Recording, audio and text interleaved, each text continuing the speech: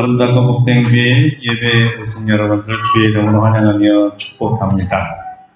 자, 이제 날씨도 참 또 수그러져 가면서 예배드리기 좋은 날씨가 오고 있습니다. 앞뒤 사람에게 우리 인사하고 우리 예배 드립니다. 주의 이름으로 사랑합니다. 축복합니다. 예, 환영합니다. 감사드리고요. 이제 우리 다 같이 묵도하심으로써 신령과 진정으로 하나님께 예배 드리겠습니다.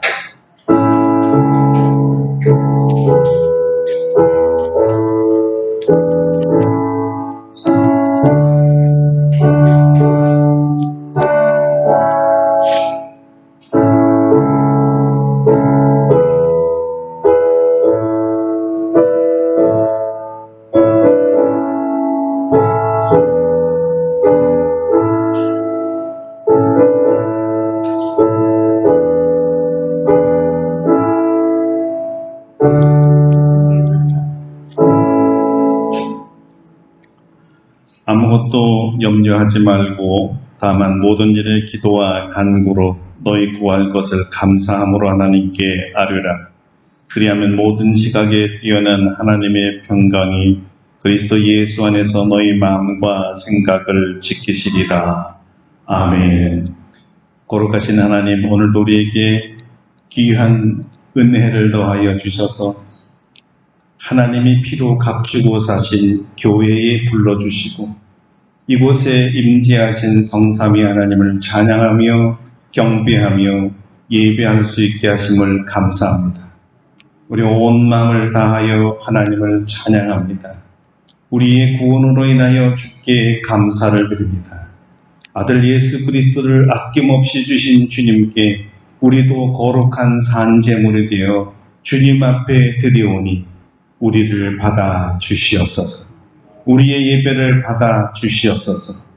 이 가운데 주님이 임재하심을 우리로 하여금 알게 하여 주시옵소서.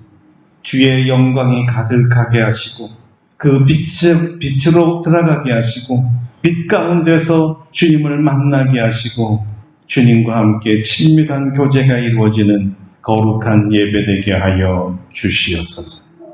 예수님의 이름으로 기도드립니다. 아멘. 아멘. 우리 다 같이 일어나셔서 찬송가 1장으로 하나님께 영광 돌립니다.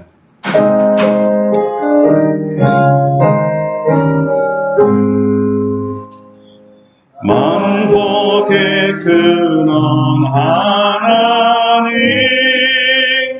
온 백성 찬송 드리고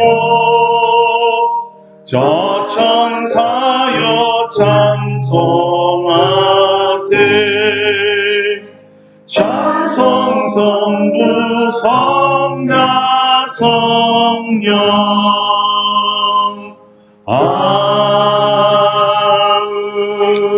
아멘. 성시교도 교동문 4번째 시편 5편입니다. 함께 교독합니다. 여호와여 나의 말에 귀를 기울이사 나의 심정을 헤아려 주소서. 나와 나의 내가 주님을 믿어도 내가 주께 기도하나이다. 여호와여 아침에 주께서 나의 소리를 들으시리니 아침에 내가 주께 기도하고 바라리이다. 주는 제 앞에 기도하시지 않으시니 악이 주와 함께 범죄하며 오만한 자들이 주의 목전에 서지 못하리이다. 주는 모든 행악자를 미워하시며 거짓말하는 자들을 멸망시키시리이다. 여호와께서는 이를 즐겨함과 우리를 싫어하시나이다.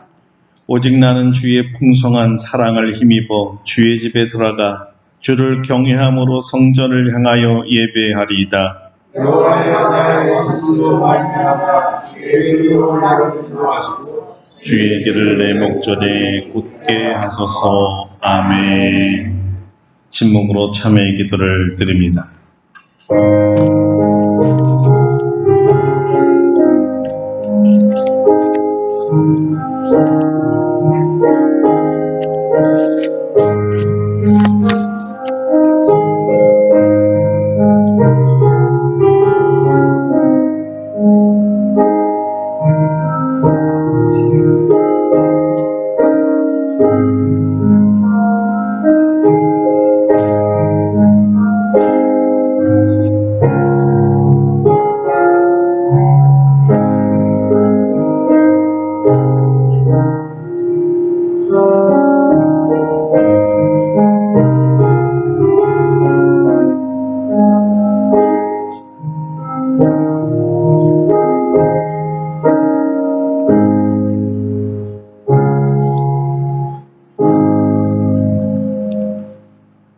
우리를 향하신 하나님의 용서의 말씀입니다. 작은 자야 내 죄사함을 받았느니라. 아멘. 사도신경으로 우리의 신앙을 고백합니다. 나는 전능하신 아버지 하나님 천지의 창조주를 믿습니다. 나는 그의 유일하신 아들 우리 주 예수 그리스도를 믿습니다. 그는 성령으로 잉태되어 동정녀 마리아에게서 나시고 본디오 빌라도에게 고난을 받아 십자가에 못 박혀 죽으시고 장사된 지 사흘 만에 죽은 자 가운데서 다시 살아나셨으며 하늘에 오르시어 전능하신 아버지 하나님 우편에 앉아 계시다가 거기로부터 살아있는 자와 죽은 자를 심판하러 오십니다. 나는 성령을 믿으며 거룩한 공교회와 성도의 교제와 죄를 용서받는 것과 몸의 부활과 영생을 믿습니다. 아멘. 자리에 앉으셔서 364장 찬송하겠습니다. 364장입니다.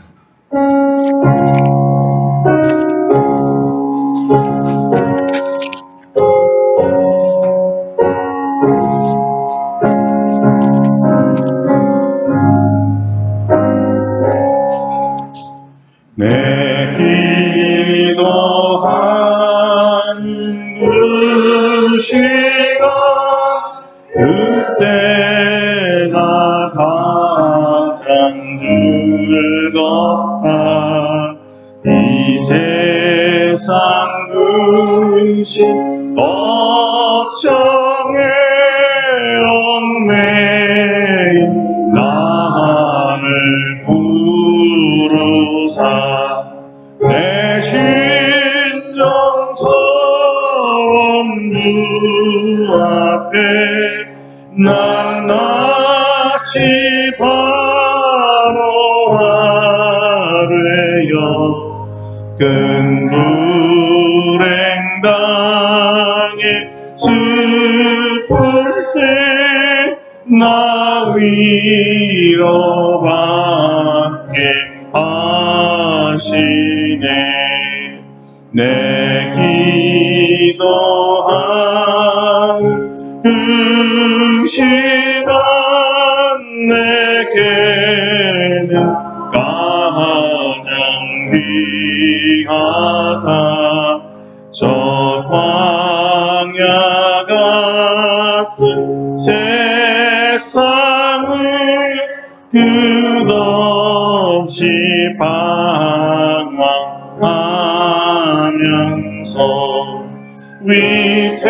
위태한 길로 나갈 때 주께서 나를 이끌어 그 보좌 앞에 나아가 그 은혜 받게 하시네. 내 기도하는 그 시간 그때가 가장 즐겁다. 이때껏 지은 큰 죄로 내 마음 심히 아파도 참마음으로 뉘우쳐 다 숨김없이 아뢰며 주 나를 위해 복 주사 새 은혜 부어 주시네. 내 기도하는 그 시간 그때가 가장 즐겁다. 주 세상에서 일찍이 저 요란한 곳 비하여 빈들에서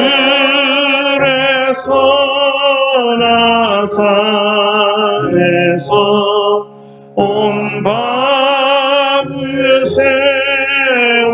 세워지내사 주 예수 친히 이도록 근본을 보여 주셨네.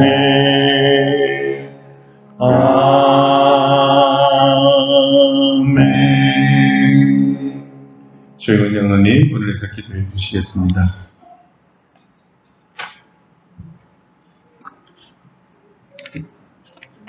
할렐루야. 찬양을 받으시기에 합당하신 아버지 하나님, 오늘도 우리들을 사랑하셔서 주의를 거룩하게 지킬 수 있도록 도와주시고, 또 하나님 앞에 나와서 하나님께 예배 드릴 수 있도록 인도하여 주시니 감사를 드립니다. 처서가 지났지만 여전히 무더위가 기승을 부리고 있습니다.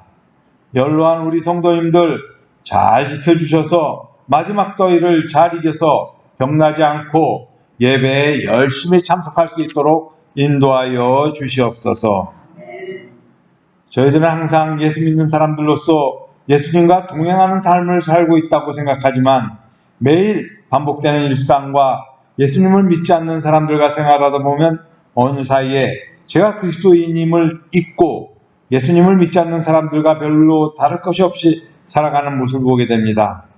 하지만 저희들이 끊임없이 하나님의 일을 하게 된다면 하나님의 도우심을 간구하게 될 것입니다. 예수님을 믿는 저희들의 모든 일상적인 일과 사업이 예수님을 자랑하고 예수님과 동행하는 일임을 잊지 않도록 도와주시옵소서. 내가 직장에 다니는 일도 집에서 집안일과 육아를 하는 일과 그리고 학교에서 학업을 하든 아르바이트를 하든 모든 일이 하나님의 일임을 깨달을 수 있도록 도와주시옵소서. 목숨을 내걸고 어려운 환경에서 하나님의 복음을 전하기 위해 수고하는 선교사님들도 계시다는 사실을 깨닫고 우리가 생각할 때 적은 일이지만 예수님을 바라보며 최선을 다해 열심히 일할 때 저희들이 마음의 평강에 가득 차며 저희 모습과 행동 속에서 예수 그리스도의 향기가 날 수 있도록 도와주시옵소서. 저희들의 모습을 보고 다른 믿지 않는 사람들이 예수님을 찬양하고 예수님을 믿는 역사가 일어날 수 있도록 인도하여 주시옵소서. 하나님께서는 바른 신앙생활을 하려는 우리 성도들의 기도에 응답하여서 이곳에 아름답고 복된 교회를 세웠습니다. 저희들은 그동안 저희가 바라는 대로 하나님께 예배드리는 일과 성도들 간의 아름다운 관계 속에서 하나님이 주시는 평안 가운데 신앙생활을 할 수 있도록 인도하여 주심을 감사를 드립니다. 교회가 세워진 지 열해 지나는 동안 하나님께서 각 가정을 축복하여 주셔서 재난을 당하거나 큰 어려움 없도록 인도하여 주심도 감사를 드립니다. 우리 교회는 연로한 성도들이 많아서 언젠가는 많은 분들이 교회를 떠나게 되어 있습니다. 새로운 성도들 또한 젊은 성도들이 교회에 들어와야 우리 교회는 더욱 부흥 발전할 것입니다. 하나님께 간구합니다. 우리 교회에 많은 성도들을 보내주시옵소서. 이들이 우리 교회에서 신앙훈련을 잘 받아서 성숙한 그리스도인으로 성장하며 하나님께서 우리 교회에 맡긴 사명을 잘 감당할 수 있도록 인도하여 주시옵소서. 우리들이 하나님께 드리는 예배가 하나님이 기쁘시게 하기를 원합니다. 모든 성도들 예배를 사모할 수 있는 마음을 허락하시고 김석태 목사님 단위에 세웠으니 능력있고 은혜 넘치는 하나님의 말씀을 선포할 때 우리 모든 성도들 아멘을 하답하며 은혜 충만히 받고 우리들이 하나님을 또한 찬양할 때 진실된 마음과 열정을 가지고 찬양할 때 성령님이 공중에서 임하셔서 모든 예배자들의 마음에 하나님이 주시는 감동으로 가득 차게 되기를 간절히 바라옵고 원합니다. 오늘도 주님께서 예비하신 모든 은혜를 다 받아 누리기를 바라와서 이 모든 말씀 우리를 사랑하신 예수님 이름으로 기도드립니다. 아멘.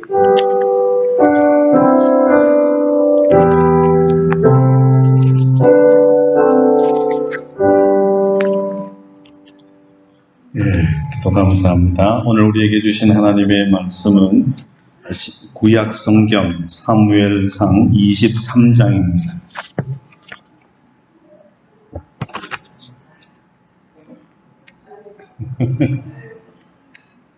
네, 구약 성경 사무엘상 23장 1절서부터 14절까지 이제 봉독해 드리겠습니다.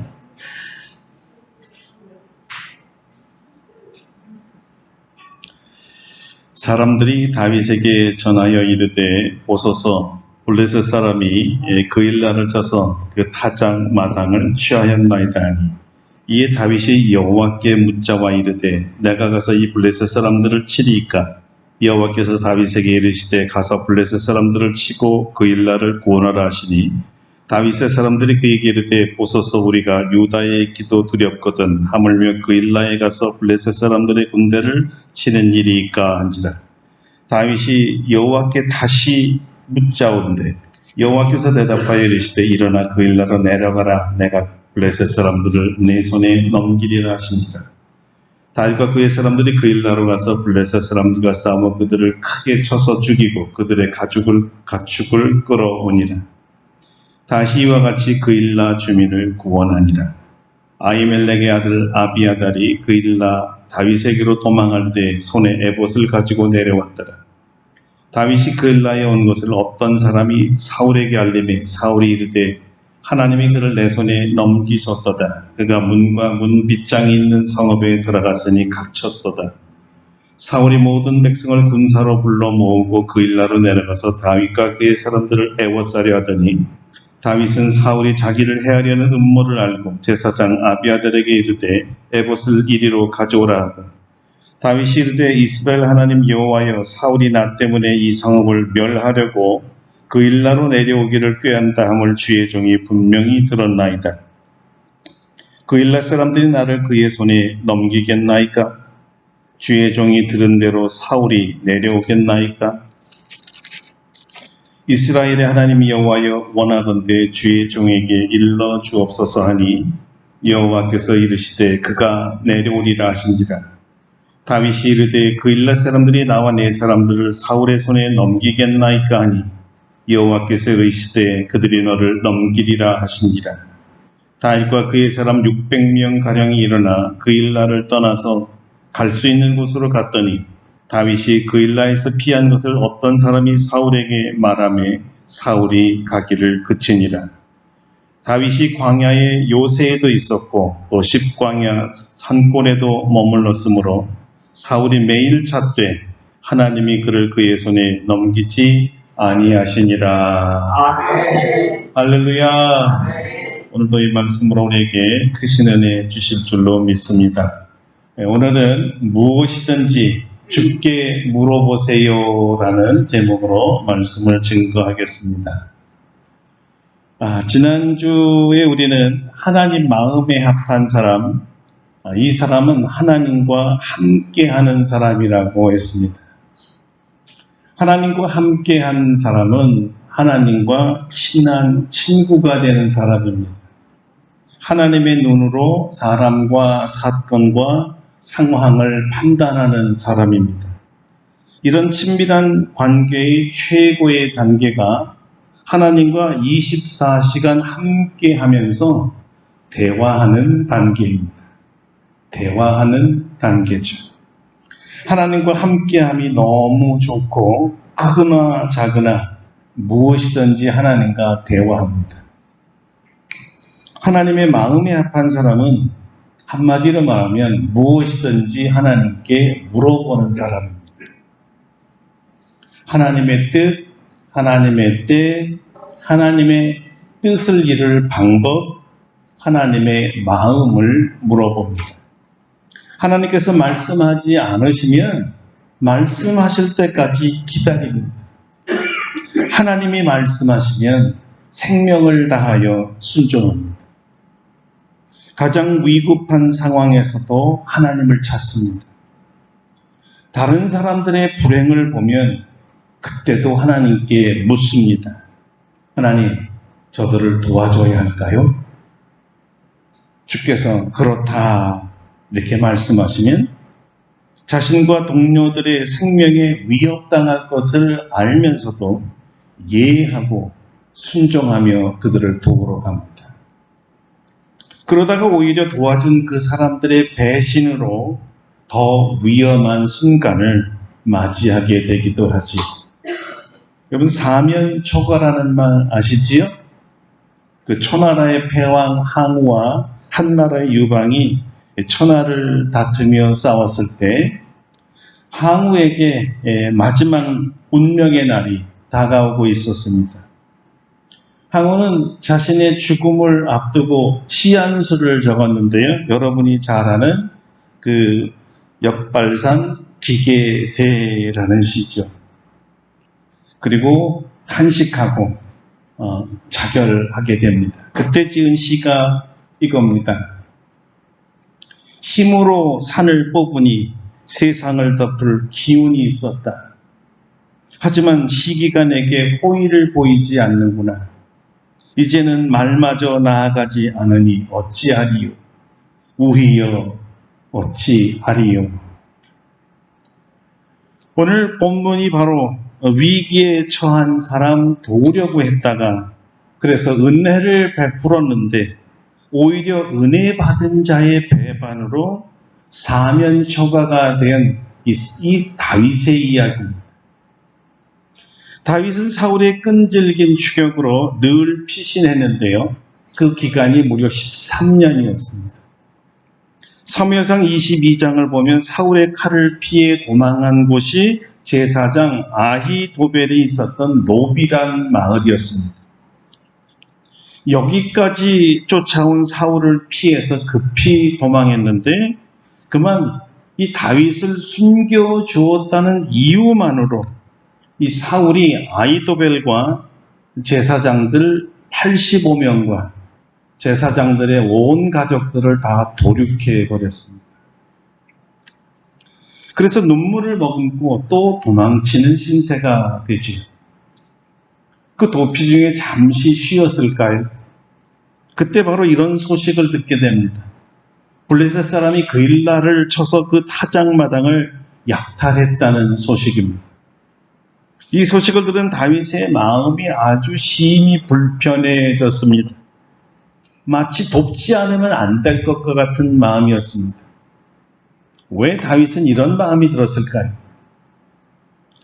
그것은 그일라는 다윗과 같은 유다 부족이었기 때문입니다.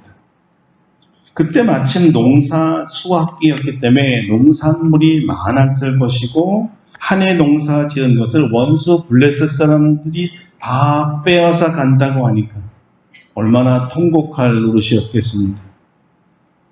이 소식을 들은 다윗은 가슴에 불이 타서 견딜 수가 없었습니다. 긍휼이라는 마음이 다윗을 지배했고 어떻게 해서라도 그들을 돕고 싶었습니다. 그런데 자기의 그 현실을 아주 냉정하게 생각해 볼 때 이들을 돕는다는 것은 정말 위험천만한 일이었습니다. 방금 노베에서 도망쳐서 사울의 눈을 피해 겨우 도망쳐왔거든. 그런데 만일 다윗이 그일라 백성을 구한다면 이 소식이 번개처럼 빠르게 사울에게 알려졌을 것입니다. 그게 이런 것과 똑같습니다. 나 여기 있으니 나 잡아가세요 라고 아예 자수하는 모습과 같을 겁니다. 물론 다윗의 사람들도 용사들이었고요. 목숨을 걸고 다윗과 함께 한 사람들이었지만 이 일은 사실 정말 무모한 일이었습니다. 남 구하려다가 자기들 목숨마저 날아갈 판이었으니까요. 이 사실을 다 알면서도 다윗은 그일라 사람들을 구하기로 합니다. 자, 여기까지는 아무 문제가 없어 보이죠. 그런데 아니나 다를까 우려하고 염려했던 그 일이 일어납니다. 어떤 사람들이 다윗과 일행이 그일라에 있다고 또 사울에게 고자질을 했습니다. 이 소식을 받아들은 사윗이 뭐라고 했는지 아세요? 하나님이 그를 내 손에 넘기셨도다. 그가 문과 문 밑장에 있는 성읍에 들어갔으니 갇혔도다. 그야말로 독 안에 든 쥐였지요.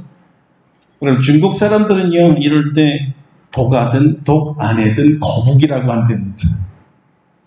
무슨 뜻인지 알겠죠? 독 안에 거북이니까 쥐보다 얼마나 잡기가 쉽겠어요. 다윗에게 정작 문제가 사울이었을까요? 아니었습니다. 무엇이 문제였을까요? 정말 그래서는 안 되는데요. 있을 수는 없는 일인데 다윗이 생명을 걸고 구해준 이 그일라 사람들이 사울에게 다윗을 넘겨준다는 정보를 안 것이었어요. 이럴 수 있습니까? 정말 그들이 은혜를 모르고 다윗을 사울에게 넘겨주라고 했을까요? 예, 불행하게도요, 그렇게 하려고 했습니다. 정말 맥빠진 일이죠. 나는 생명을 걸고 구해졌는데 내 생명을 빼앗겠다고 덤벼드는 그 사람에게 나를 넘겨준다고? 내가 이러려고 저들을 도왔나?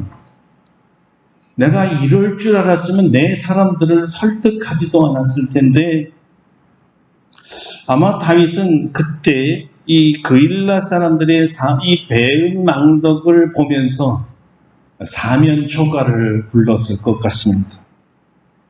이 배은망덕이라는 것처럼 사람의 마음을 이렇게 도려내듯이 아프고 후회가 되는 게 없어요. 다윗에게 왜 이런 배은망덕으로 인한 이 사면초가를 부르게 되었을까요? 그것은 무엇보다도 먼저 다윗의 성품 때문이었습니다. 다윗이라는 사람은요, 그일라 사람들의 공경을 듣고 가만히 앉을 수 없는 사람이라는 것을 이미 잘 알고 있었습니다. 다윗은 남의 불행을 듣고도 못 들은 척, 알고도 모르는 척 할 수 없는 성품이었습니다. 같은 유다 지역이었고요. 또 어떻게 보면 먼 친척들이기도 했습니다. 이러고 보면 다윗은 참 성품이 좋은 사람이었습니다. 우리나라 말로 착한 사람이었죠. 누군가의 고통의 소리를 들으면 참지 못하고 도와줘야만 직성이 풀리는 사람이었고요. 어려운 사람을 돕지 않으면요, 오히려 자기가 불편해지는 사람이었어요. 왜요? 그는 긍휼이라는 마음을 가진 사람이었습니다. 긍휼의 사람이었거든요. 바로 예수님께서 비유하신 선한 사마리아인의 긍휼과 같은 것입니다. 감도 만난 사람을 기어이 도와주고 가야만 자기 마음이 편한 사람이었습니다. 성경은 어려움에 빠진 사람을 가장 불쌍히 여기는 분, 긍휼히 여기는 분을 예수님이라고 말합니다. 그래서 많은 병자들이 이것을 알고 예수님 앞에 나와서 호소한 말이 이거예요. 다윗의 자손 예수여, 우리를 불쌍히 여기소서. 예수님이 긍휼의 분이라는 것을 알고 긍휼의 호소를 한 것입니다. 그럴 때마다 주님께서 그들의 믿음대로 긍휼히 여겨주셔서 병을 고쳐주시죠. 왜 그렇습니까? 긍휼의 예수님이 어려운 사람을 보고 그냥 지나칠 수 없기 때문이죠. 도와주어야만 자기 마음이 편한 거예요. 여러분, 이것을 긍휼이라고 말하는 겁니다. 1950년 6.25 전쟁은 정말 너무 많은 것을 잃어버린 뼈아픈 우리 역사였습니다. 나라가 반으로 갈라지고 수많은 사람들이 죽고 가옥과 전답이 불탔습니다.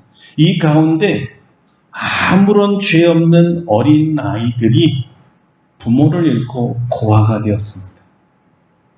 에버렛 스완슨 목사가 비행기를 타고 미국으로 돌아가다가 비행기 안에서 이 천둥과 같은 하나님의 음성을 들었다고 합니다.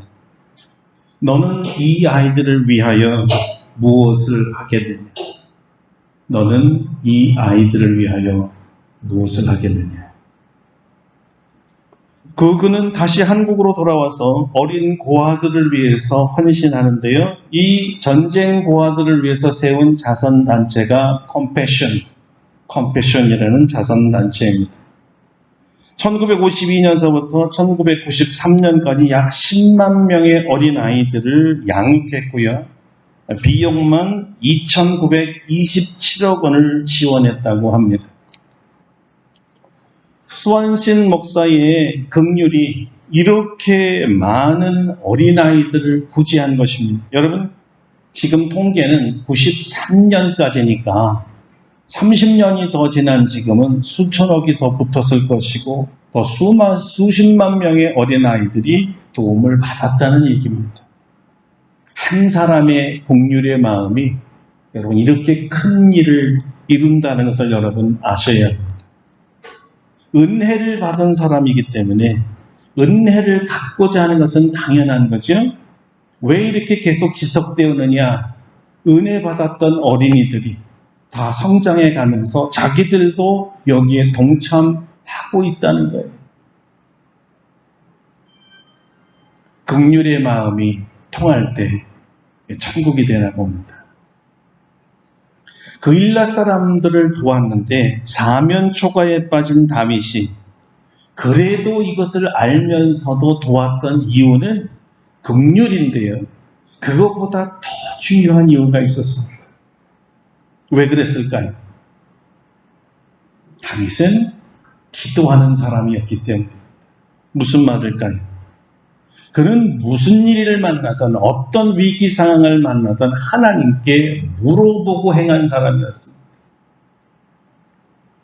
하나님보다 앞서서 무엇을 한다는 것이 죄악으로 생각되었던 사람이었죠. 그는 하나님의 종이라고 생각한 것이 아니라 믿었기 때문에 종은 당연히 주일의 음성을 듣고 행한다는 것이 그의 삶의 원칙이었습니다. 하나님으로부터 음성 듣기 전까지는 아무것도 못한다는 종이었죠. 그 믿음대로 산 것입니다. 여러분 하나님의 종입니까? 여러분들은 하나님 종 아닙니까? 이게 다 그럼 친구세요 그냥? 다시 한번 묻습니다. 여러분 하나님의 종들입니까? 아닌 분도 계시군요. 그래서 한 분들까요? 종이 아닙니까? 하나님의 종이라는 이 고백과 우리의 삶이 같은가요? 종이 자기 마음대로 할 수 있나요? 종이라면 당연히 주인이 시킨 것을 하겠죠. 그러려면 무엇을 해야 될까요? 물어봐야 될 것이고 주인이 이것을 해라 할 때만 그것을 하는 사람들을 종이라고 말합니다. 여러분들은 주님의 참된 종이 되기를 축원합니다. 자, 이것을 보면서 다윗이 물어보고 행했다는 거예요. 하나님 앞에 이렇게 물었어요. 하나님 어떻게 할까요? 도와줘야 될까요? 말까요? 근데 주님께서 성경에 보면 아주 직답을 하세요. 그일라 사람들을 구원하라. 가서 도와주라는 얘기였습니다. 그래서 다윗은 하나님이 말씀하셨기 때문에 하나님이 도와주라 하셨기 때문에 그 말씀에 순종하여 그들을 구하러 간 것이었어요. 문제는 다윗이 아니었습니다. 기도의 사람 다윗이 하나님의 말씀에 순종하려 할 때에도 자기 마음대로 쉽게 그일라를 돕지를 못했습니다. 왜 그럴까요? 다윗의 사람들, 다윗의 동료들이 극구 반려하고 적극적으로 방해했기 때문입니다. 하나님 말씀에 순종하지 못하도록 방해하는 사람들은 사실은 가장 가까이 있는 사람들입니다. 물론 그들은 다윗과 함께 하나님을 경외하는 사람들 맞습니다. 그들의 실질적이고 심각한 문제는요, 그들의 이 합리적이고 이성적인 자기들의 판단이 기도보다 앞서기 때문에, 다시 말하면 기도하지 않기 때문에 하나님의 뜻을 바로 받아들일 수 없었던 것입니다. 그들의 생각은 얼핏 듣기에는 참 다 옳아 보입니다. 현재 다윗은 진퇴양난의 어려움에 처해 있는 거 맞습니다. 한편으로는 블레셋에 접전을 해야 되고 또 한편으로는 사울의 끈질긴 추격도 있었습니다. 그일라라는 곳이 타작 마당이라고 했죠. 이곳은 사면이 훤히 튀어져 있는 요새였기 때문에 만약 이곳에서 전투를 벌였다면 곧 사울에게 발칵이 될 것이 틀림없었습니다. 다윗 동료들의 일리 있는 항변도 한번 들어보세요. 우리가 유다에 있기도 두렵거든. 하물며 그일라에 가서 블레셋 사람의 군대를 치는 일이니까 더 위험하다는 거죠. 다윗의 사람들은 사울의 추격이 너무나 두려웠습니다. 뒤에서 쫓는 추격군을 보면서 앞에서 적군과 싸운다는 것은 무모한 일이 맞아요. 죽을 것이 뻔한데 어떻게 어리석게 생죽음을 당하겠냐는 것이죠. 사실 이럴 때 보통 사람들은 기도해도 이렇게 할 것 같습니다. 하나님 하시지요? 제가 얼마나 어려운지요. 제가 지금 한 번 주님의 명령을 지키지 않는다고 저를 불순종하는 자로 매도하지 말아주세요. 전쟁이 없고 평안해지면 어련히 제가 잘 주님을 섬기라고요. 그땐 무엇이든지 말하세요. 그때는 내가 무엇이든지 순종할게요. 여러분, 우리 기도하고 비슷하지 않습니까?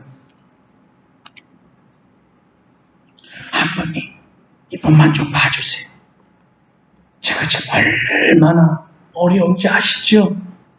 이번만 지나가게 해주시면 다음부터는 충성을 다하겠습니다. 이렇게 기도하시는 분도 계시죠.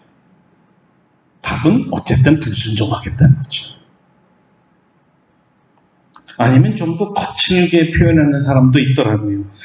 하나님 제정신이세요? 아니 지금은 이 판국의 저들을 돌아가라는 말입니까? 우리 보고 죽으라는 얘기예요? 말도 안 되는 걸 시키시. 이 세 가지의 종류 중에 여러분 어떤 기도를 하고 계십니까? 매사에 하나님께 기도하는 사람과 아무리 어려워도 기도하지 않는 사람의 차이를 여러분 볼 수 있을까요? 성도는 하나님께 무엇이든지 어떤 상황이든 물어보는 사람입니다.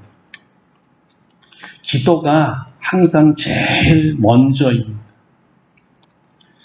청년 시절에 저희 교회 건물 밖에는 이런 문구가 걸려 있었는데요. 기도보다 앞서지 말고 성령보다 앞서지 말라. 기도보다 앞서지 말고 성령보다 앞서지 말라. 자, 이 말은 이미 하늘나라에 가신 한경재 목사님이 쓰신 말입니다. 한경재 목사님의 이 목회 철학의 한 지혜는 무엇인가 곤란한 어떤 문제를 질문받았을 때 즉답을 안 하시고 항상 이렇게 말씀하셨다고 해요. 예, 좋은 생각입니다. 기도해 봅시다. 답을 즉답을 안 주고 기도해 봅시다. 하나님께 물어봅시다. 우리가 해야 될 이 태도죠. 행동하기 전에 기도하고 하나님께 물어봐야 실수를 안 한다는 뜻입니다. 누구처럼요? 다윗처럼. 다윗이야말로 기도보다 앞서지 않고 성령보다 앞서지 않는 사람 맞습니다. 자, 하나님의 사람, 믿음의 사람, 하나님의 마음에 합당한 우리 다윗은 그일날을 구원하려는 이 최종 주님의 말씀과 자기 사람들의 위협적인 이 조언 사이에서 어떤 마음으로 결정했을까요? 처음에는 다윗도 좀 흔들렸던 것 같습니다. 그래서 그는 하나님께 다시 물었다는 거예요. 하나님, 제 동지들이 두려워서 전쟁을 못하겠는데 그러면 저 혼자서라도 공격해야 되는 것입니까? 여기서 우리가 이런 것을 배웁니다. 지도자에게는요, 이때가 가장 곤경에 빠질 때입니다. 하나님을 순종하자니 백성들의 원망이 너무나 높아서 혹시 자기를 떠나지 않을까 두려움이 생기고, 하나님 편에 서자니 너무나 두렵고 심판이 두려운 거예요. 이리 따라도 마음이 불편하고 저리 가도 두려우니 어떻게 해야 됩니까? 그러나 이 다윗은 사울의 전례를 기억했습니다. 사람들이 두려워서 하나님 말씀을 거역한 바람에 사울 왕에서 떠나갔잖아요. 다윗은 그것을 기억했어요. 기도의 사람 다윗은 나는 사울과 달라야 된다고 생각했을 것입니다. 그 대신 하나님께 이런 기도를 드렸을 거예요. 하나님, 저는 확신이 필요해요. 정말 전쟁에 나가야 되는 거 맞습니까? 그렇다면요, 먼저 내 사람들을 설득시킬 수 있게 도와주세요. 저들이 마음이 돌아서야 하나님 함께 전쟁할 수 있고 순종할 수 있으니까요. 그일라의 구원이 하나님의 뜻이고 확신하다면 저 사람들을 설득해 주세요. 다윗은 동지들의 모반에 대한 불안과 두려움을 하나님께 아뢰었습니다. 그때 주님께서 뭐라고 말씀하셨을까요? 가서 싸우라. 내가 블레셋과 싸워서 이기게 하리라. 할렐루야. 아멘. 여러분, 우리가 하나님께 순종하는 데에도요, 몇 가지 과정이 있습니다. 첫째가 제일 먼저 자기가 하나님의 뜻이라는 확신이 있어야 됩니다. 아무리 주변에서 반대하고 가까운 가족들과 친지들과 동지들이 위협해도 하나님의 뜻이라는 강한 확신이 있어야 순종할 수 있습니다. 둘째, 공동체를 설득시켜야 합니다. 저들도 그일라의 구원이 하나님의 뜻임을 받아들일 수 있도록 확신을 시키는 게 우리의 역할이에요. 여러분, 전쟁은 홀로 할 수 없잖아요. 군대가 나가야 되잖아요. 이들을 설득시키는 거 결코 쉽지 않았을 것입니다. 더욱이 두려움에 떨고 있는 자들을 설득시킨다는 것은 불가능할지도 모르지요. 전쟁을 안 하려고 꺼려하는 자들을 전쟁터에 내보내는 일은 극히 어렵습니다. 그러나 이들을 설득시켜야 주님께 순종할 수가 있습니다. 셋째는 순종하여 이들과 함께 전쟁터에 나가서 싸워야만 됩니다. 하나님이 함께 하신다는 믿음이 없이는 전쟁에 나갈 수 없습니다. 아마 다윗은 골리앗과의 싸움을 기억하면서 전쟁은 여호와께 속한 것이라고 군사들을 자꾸 설득시키고 기억시키고 용기를 줬을 거예요. 여호와께서 이 전쟁을 이기게 하실 거야. 이 확신이 병사들을 설득시켰고 결국에 전쟁에 나가게 했고 승리하게 만들었습니다. 자, 여기서 우리는 몇 가지 기도의 원칙을 발견합니다. 첫째는요, 기도라는 것은 하나님의 뜻을 묻는 일입니다. 둘째는 교회가 하나님의 뜻에 순종하기 위해서는 지도자의 확신으로 하나님 일에 순종하기를 꺼려하는 성도들을 설득시켜야 합니다. 그러므로 지도자는 하나님의 음성에 대한 강한 확신을 먼저 가져야 합니다. 셋째는 앞장서서 용감하게 하나님을 앞세워 나가 싸워야 합니다. 이런 과정을 통해서 비로소 전쟁에 승리했던 것입니다. 자, 결과가 어떻게 됐을까요? 예상한 대로 블레셋으로부터 그일라를 구원했습니다. 그런데요, 우리가 예상한 대로 사울에게 자기 있는 것을 자연스럽게 노출시키게 되었죠. 다윗의 부하들의 염려가 그대로 적중된 것입니다. 여러분 상상해 보세요. 그 일날을 공격해서 승리의 이 도취감을 만끽하기도 전에 사울과 그의 군사들이 자기들을 죽이겠다고 또 덤벼드니까 이 다윗의 사람들이 얼마나 허망하고 절망했을까요? 하나님께 순종하여 위험을 무릅쓰고 그 일날을 구원했는데, 그래서 순종을 다했는데 결과가 아무런 보상이 없을 때 다윗과 다윗의 사람들은 무슨 생각을 했을까요? 여러분 같으면 목사가 기꺼이 안 하겠다는 사람들 설득시켜서 하나님의 뜻이라고 해서 하기 싫은 거 순종했는데 뚜껑을 열어보니까 아무 결과가 없어. 손해야. 더 위협에 빠져. 여러분은 어떻게 생각이 들어요? 여기서 계속해서 번져서 그럼 사울의 군대까지 싸워야 될까? 아니면 기껏 생명을 걸고 싸운 요새를 버리고 도망가야 되나? 자, 답은 그일라 백성의 태도에 달려 있었습니다. 만일 그들이 함께 해준다면 한번 해볼 만하지 않을까? 그런데요, 기도의 사람 다윗은 바로 이 순간에도요, 이 결정을 하기 전에도요, 먼저 하나님께 물어봐야 된다고 생각했습니다. 여보게들, 하나님께 물어보세요. 어떻게 하시기를 원하시는지 또 물어보세요. 그래서 주님께 물었습니다. 하나님, 그일라 백성들이 나를 사울에게 넘겨줄까요? 아니면 은혜를 갚고자 제 편이 되어줄까요? 하나님 대답이 무엇이었죠? 다윗아, 그일라가 너를 배반할 것이다. 그러니 도망가라.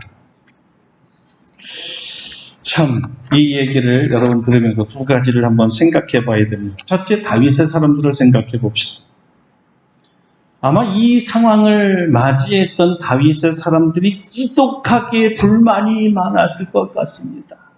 아니, 기껏 기도해서 하나님의 뜻이라고 응답받아서 그래서 우리가 마지못해 순종해서 싸워서 우리 편도 몇 명까지 죽었는데 우리 흘린 피가 얼마나 귀한데, 아니 점령해서 누릴 것이 아니라면 아니 왜 전쟁을 한 거야? 누구 쪽으로 하고 지금 전쟁을 한 거지? 아니 이런 결과를 우리가 가져올 줄 알았다면 왜 당신 기도한 거야? 왜 우리가 하나님께 순종해야지?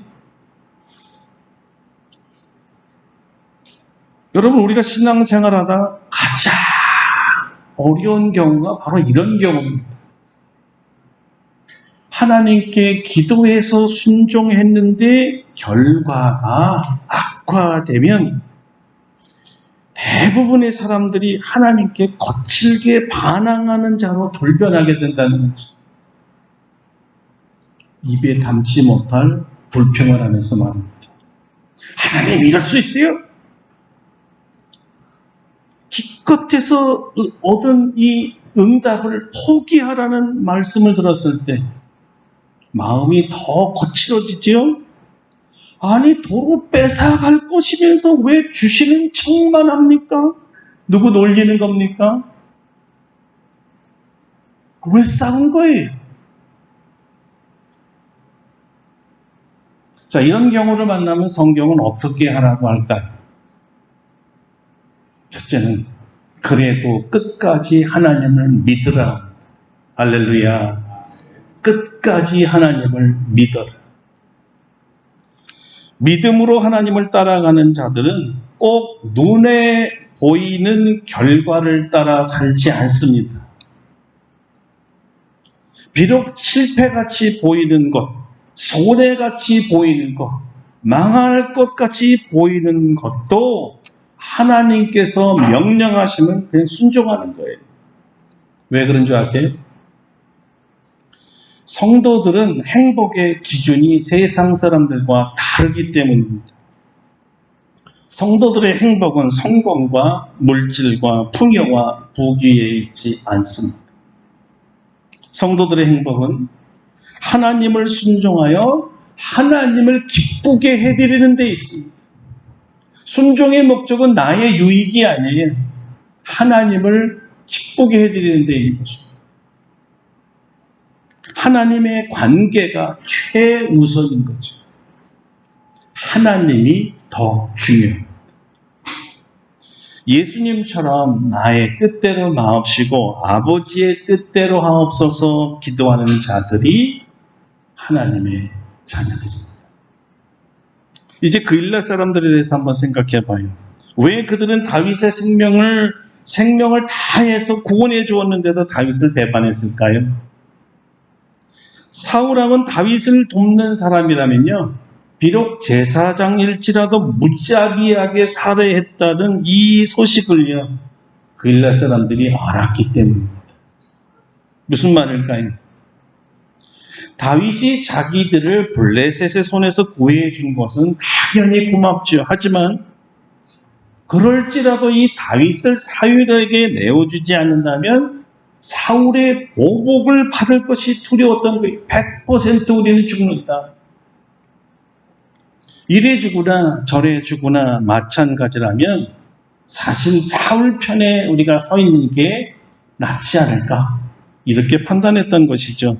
굉장히 현실적이고 실리주의자들의 판단입니다.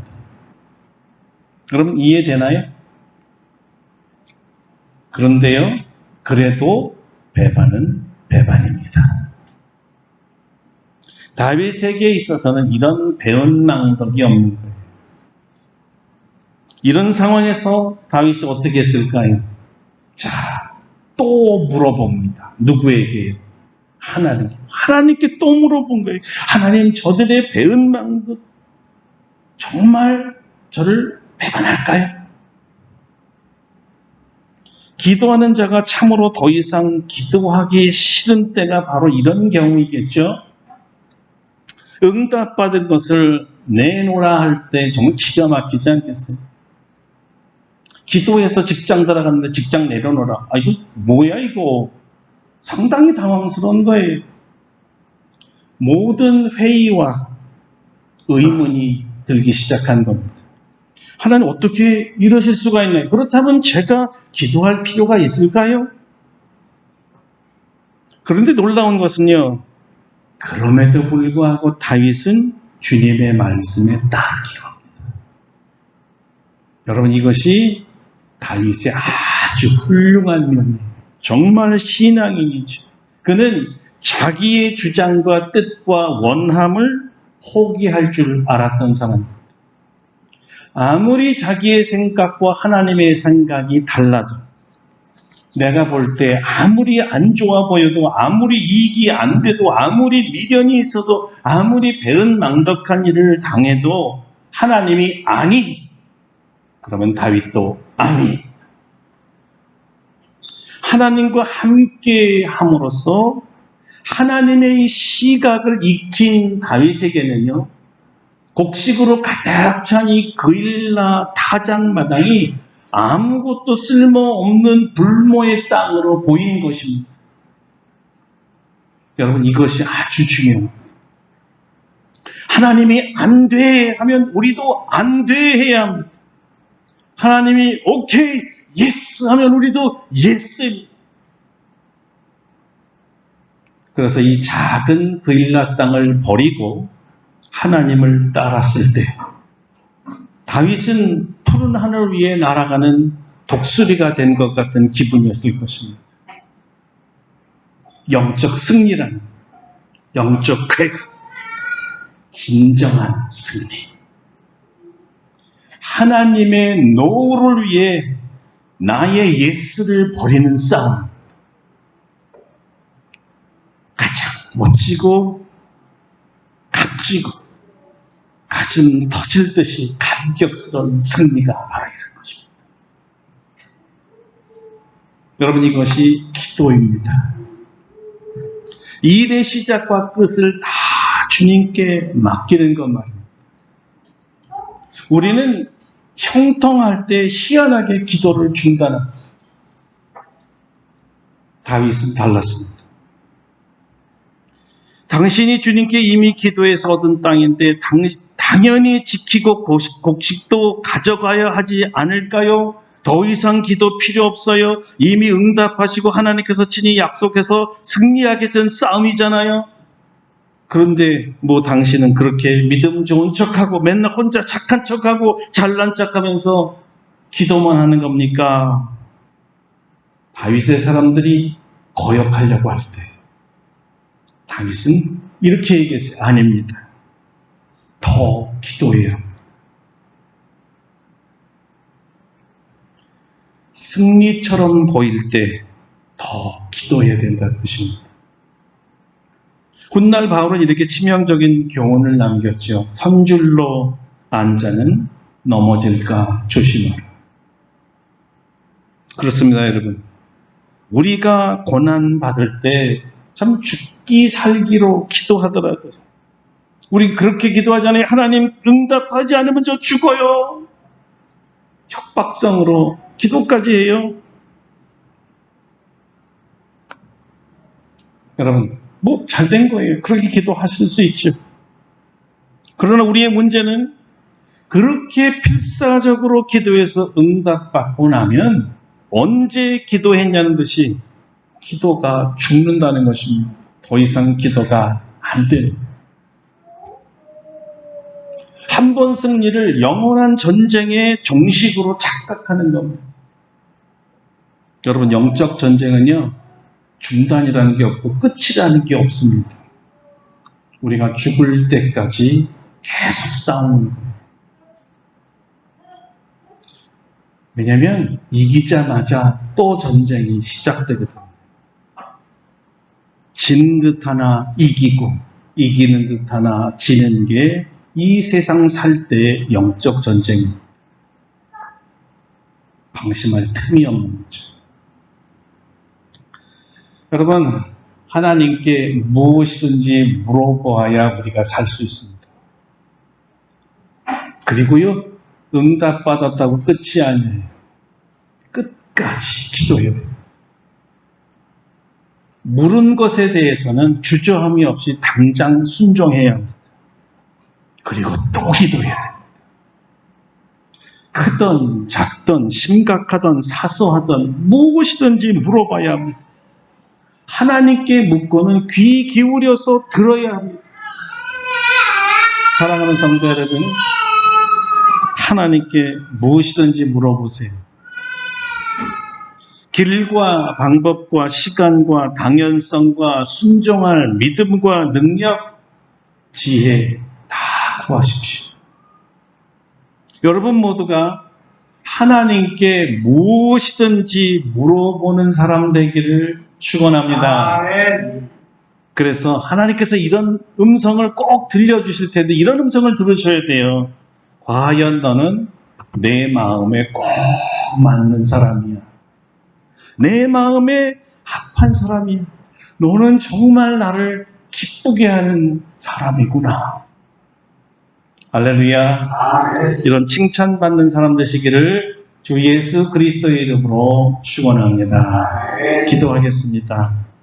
우리 1분 동안 무엇이든지 어떤 상황이든지 끝까지 또 묻고 또 묻고 또 물어서 영적 승리하는 우리가 되게 해달라고 다 같이 기도합니다. 거룩하신 하나님 감사합니다. 다윗의 이 장면을 보면서 우리의 기도가 얼마나 부족했는가를 깨닫습니다. 우리가 순종하려고 해도 가까운 사람들의 만류와 방해가 심합니다. 그들은 하나님의 음성을 듣지 못했기 때문이지.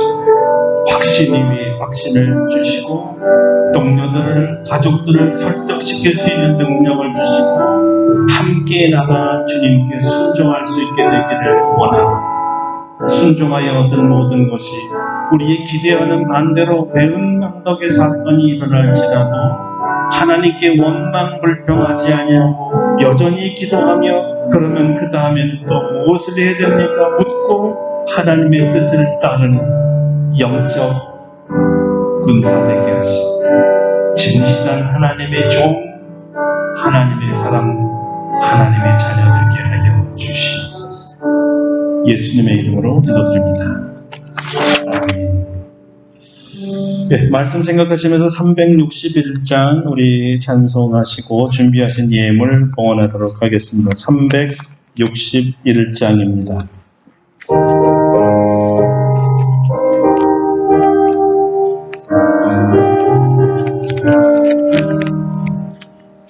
기도하는 이 시간 주께 무릎 꿇고 우리 구세주 앞에다 나아가네. 믿음으로 나가며 주가 보살피사 크신 은혜를 주네. 거기 기쁨 있네. 기도 시간에 복을 주시네. 고난 내 마음 속에 기쁨 충만하네. 기도하는 이 시간 주께 엎드려서 인자하신 얼굴로 귀 기울이네. 우리 마음 비우면 주를 의지하면 크신 은혜를 주네. 거기 기쁨 있네. 기도 시간에 복을 주시네. 고난 내 마음 속에 기쁨 충만하네. 기도하는 이 시간 주께 엎드려서 은밀하게 구할 때고 응답 받네. 잘못된 것 아니면 측은히 여기사 크신 은혜를 주네. 거기 기쁨 있네. 기도 시간에 복을 주시네. 고난 내 마음 속에 기쁨 충만하네.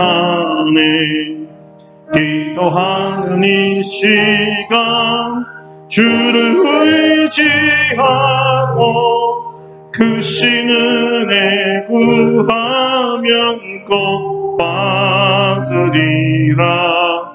의지하는 마음에 근심 사라지고 크신 은혜를 주네. 거기 기쁨 있네. 기도 시간에 복을 주시네. 고난 내 마음 속에 기쁨 충만하네.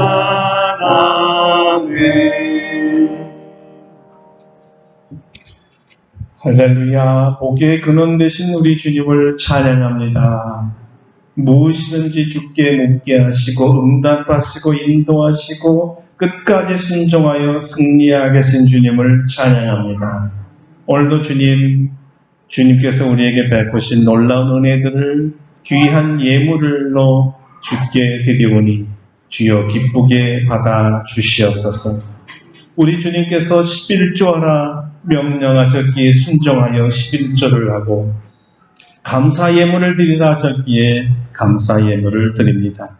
주 앞에 나올 때 빈손 들지 말고 예물을 드리라 하셨기에 주정헌금을 드리며 건축헌금, 선교헌금, 구제헌금 여러 제목으로 하나님 앞에 드리오니 주님 받으시고 주님 원하시는 것에 주님이 기뻐하는 것에 사용하여 주시옵소서. 주님의 뜻대로 사용하면 30배, 60배, 100배의 열매를 맺게 될 줄로 믿습니다. 아멘. 믿음으로 드리는 우리 자녀들을 하나님이 축복하사 그 산업을 100배나 확장시켜 주시옵소서.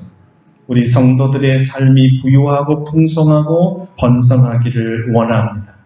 그때마다 무엇을 할 때마다 기도하게 하시고 주님께 물어보고 응답받아 하는 일마다 성공할 수 있게 도와주시옵소서. 옛적에 이삭이 우물을 팔 때 어디다 팔까요? 우리 하나님께서 아버지가 판 것을 파라 하셨기에 판 곳마다 우물이 솟구쳐 흘렀습니다. 우리도 무엇을 하기 전에 기도하여 하나님의 응답받고 행하는 우리 되게 하여 주시고 주님의 뜻대로 순종할 때 풍성함으로 채워 주시옵소서. 아멘. 한 주간도 하나님 건강 지켜주시기를 원합니다. 너무나 감사하게도 이제 많이 이 폭염이 물러가는 듯합니다. 시원한 가을 주시고 우리가 믿음이 더 크고 넓고 깊게 자라도록 은혜를 내려 주시옵소서. 오늘 주의 성전에 새로 오신 귀한 아버지 또 손길들이 있습니다. 하나님 마음의 소원들이 있사오니 축복하시고 채워주시고 응답하여 주시옵소서. 멀리 또 복리에서 오신 귀한 성도를 기억하시고 하나님 은혜를 더하여 주시며 또 우리 사랑하는 우리 박영순 권사님이 또 하나님 전에 나왔사오니 하나님 기뻐하실 줄로 믿습니다. 우리도 이렇게 기쁘거늘 하나님이 얼마나 기뻐하시겠습니까? 복의 복을 더하시고 우리 임낙교 장로님과 또 부모님들을 이렇게 지성으로 섬겨준 우리 따님과 자녀들을 마음껏 복내려 주시옵소서. 한 주간도 승리하게 할 줄 믿사옵고 예수님의 이름으로 기도드립니다. 아멘.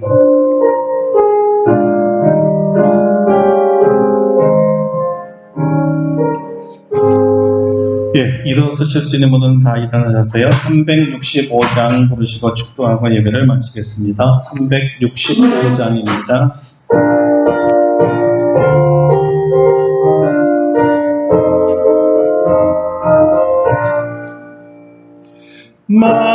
마음속에 근심 있는 사람 주 예수와 아뢰어라. 슬픈 마음 있을 때에라도 주 예수께 아뢰라. 주 예수 앞에 아뢰어라. 주의 친구니 무엇이나 근심하지 말고 주 예수께 아뢰라. 눈물 나며 기쁜 한숨 쉴 때 주 예수 앞에 아뢰어라. 은밀한 죄 내게 있더라도 주 예수께 아뢰라. 주 예수 앞에 다 아뢰어라. 주의 친구니 무엇이나 근심하지 말고 주 예수께 아뢰라.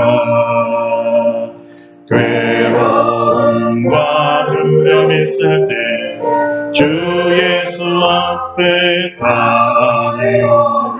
나의 일을 염려하지 말고 주 예수께 아뢰라. 주 예수 앞에 다 아뢰어라. 주의 친구니 무엇이나 근심하지 말고 주 예수께 아뢰라. 죽음 앞에 겁을 내는 자여 주 예수 앞에 아뢰어라. 하늘 나라 바라보는 자여 주 예수께 아뢰라. 주 예수 앞에 다 아뢰어라.